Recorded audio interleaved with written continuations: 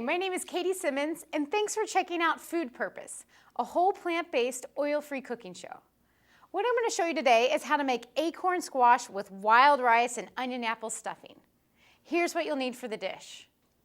2 acorn squash, 1 cup of wild rice blend, 1 bay leaf, 2 teaspoons of minced garlic, half an onion diced, 2 stalks of celery diced, 1 sweet apple like Fuji or Gala, 2 tablespoons of apple cider vinegar, a couple tablespoons of fresh sage chopped up, 1 tablespoon of fresh thyme chopped, half a cup of dried tart cherries, 1/4 a cup of pecan pieces, salt, pepper, and a little bit of fresh chives to garnish later. The first thing we want to do is just have our squash. So you want to cut off the end and then use your knife, go straight down. So you split it open and you see all the seeds in here. We want to get all of that out. So just scrape out all the seeds. The best tool to use is a big spoon like this. All right, so once you got the inside scraped out like that, you want to get all that gristle out of there too. Just put it cut side down in a big roasting dish. And we want to add a little bit of water, and this is going to help give us some juices, get the juices flowing. So you want to add enough water just to come up about 1/4 inch in your pan. You can always add more later, and it's better to be safe than sorry. So let's get this going in our oven. We're going to let that roast in a 350 oven for about 40 minutes till it's nice and soft. And that gives you plenty of time to get your stuffing working. So we're going to get our wild rice blend cooking. Now the first thing we want to do is just heat up a pan. Nice saucepan will work. I just want to get it going because I'm going to toast my rice. And today we're using a wild rice blend. And wild rice is actually this black grain. It's not even a rice, it's a grass. It has tons of fiber. It's really nutritious. It's got a nice nutty, chewy flavor and texture. So now that I've rinsed off my rice, I want to get it toasting in my pan.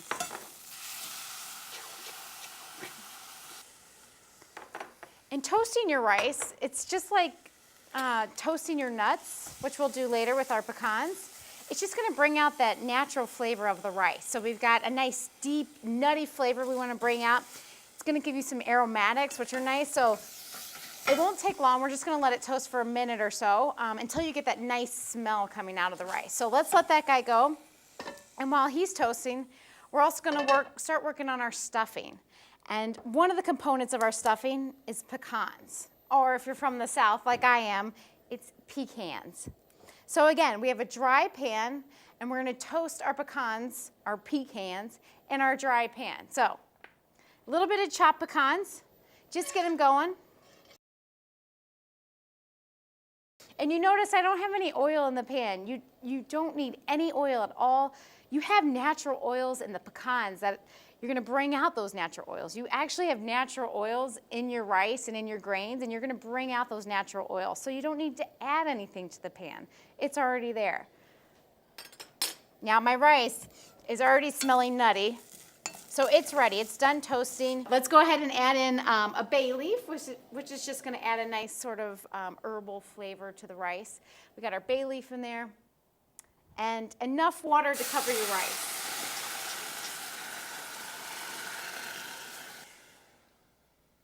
So you want your rice to be covered about 1/4 inch, and that's really it. This is sort of the set it and forget it mode. So once your rice is set, you cover it, you simmer it until it's done. It'll take about 30 to 40 minutes. All right, so once your pecans are done, pull them off. We're gonna let them cool down a little bit. And you notice I got my pan still hot and going. Keep it going, keep that fire on there. We want a nice hot pan. So our stuffing.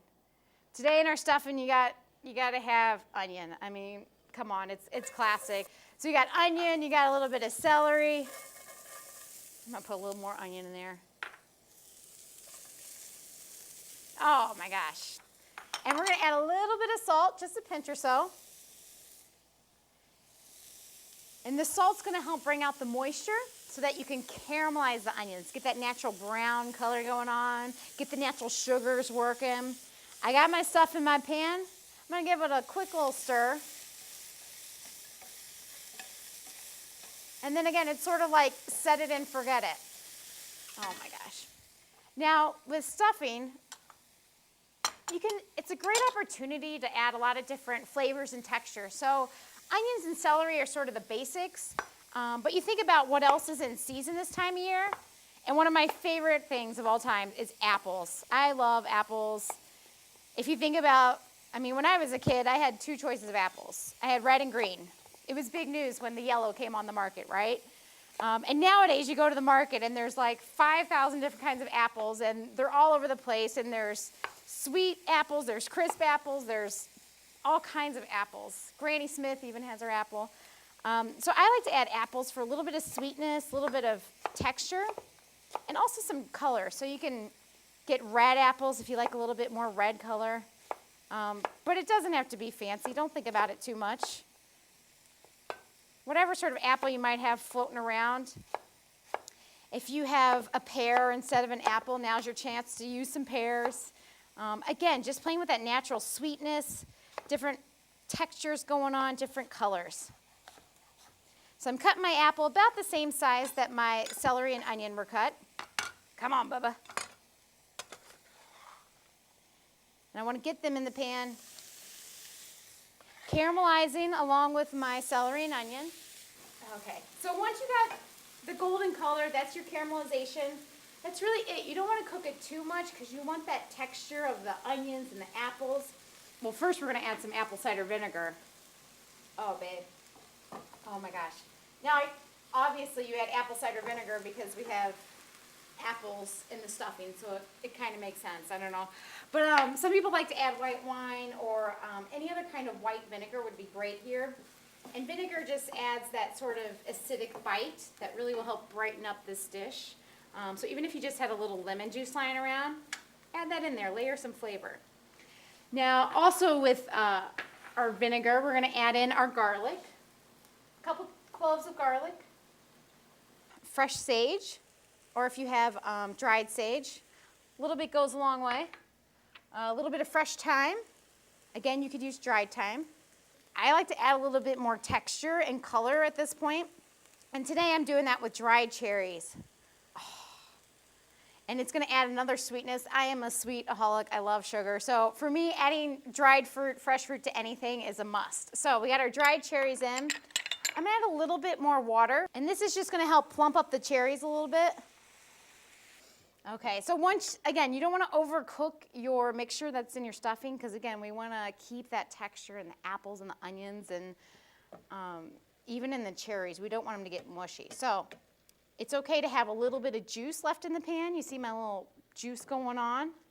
It's okay to have some extra because that's going to be absorbed with your rice. So once your mixture's done, you can go ahead and turn it off. So this rice is already cooked off. And you'll see when you look at your wild rice, the black rice, it actually bursts open and it gets these little white slits in it. So that's what's going to tell you that it's done. It's sort of like your pop-up thermometer with the rice. So once it's done, you want to fish out your bay leaf.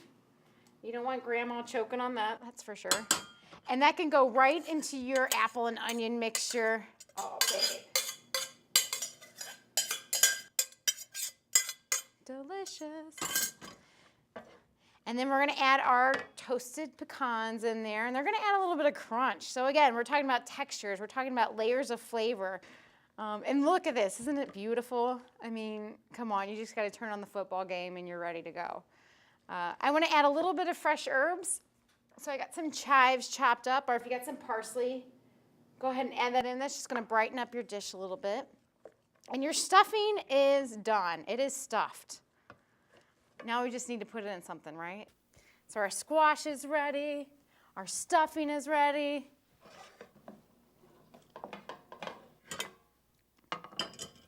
Now it's time to stuff your squash.